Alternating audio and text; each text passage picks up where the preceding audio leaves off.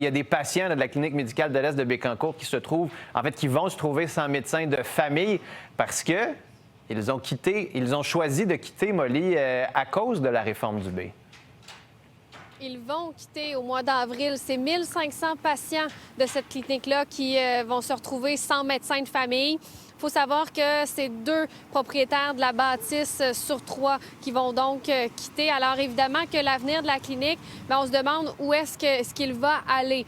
Maintenant, il y a 2 facteurs pour lesquels ils décident de quitter comme ça et ils veulent rassurer quand même la population, vont rester dans la région, mais simplement pratiquer la médecine autrement. D'abord, c'est justement l'aspect de la pression, hein? Soigner les patients en quantité plutôt qu'en qualité. Selon eux, bien, ce n'est pas une pression qu'ils souhaitent subir. Et l'autre aspect, bien, c'est le volet financier. On sait qu'il y a des calculs qui doivent être faits pour justement calculer combien on va recevoir d'argent selon le nombre de patients, selon les heures aussi d'ouverture de la clinique. Ouais. Donc ça, selon leurs calculs, bien, ça ne fonctionnerait pas avec la viabilité de la clinique à long terme. Ils préfèrent donc quitter. Avant ça, il va falloir qu'ils transfèrent ces 1500 patients-là, mais ils se demandent à qui aussi ils pourront les transférer. J'ai parlé avec quelques-uns d'entre eux qui se demandent bien justement où va aller cette clinique. C'était un moyen de pression pour les autres, c'est certain, tu sais. Mais on ne sait pas, disons, des avantages pour les autres, des inconvénients. Mon médecin s'en va, puis elle s'occupe de ma fille aussi, là. Puis la clinique, on ne sait pas, hein, qu'est-ce qui va arriver avec cette loi-là, là, ça n'a pas de bon sens. Je les comprends, oui, c'est sûr que quand ça touche à ta paye, là, ça peut être fatigant un peu. Qu'en pensent les élus de la région? Il me semble que c'est des caquistes.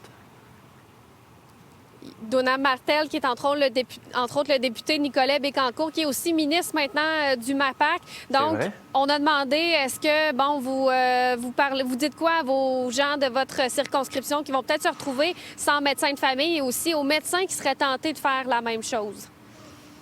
Je trouve que c'est quand même vite comme annonce. La loi a été adoptée la semaine dernière. Si j'avais un message à donner aux médecins, c'est ça, c'est avant de prendre des décisions qui peuvent avoir de l'impact sur vos patients, c'est important de bien comprendre les finalités du projet de loi.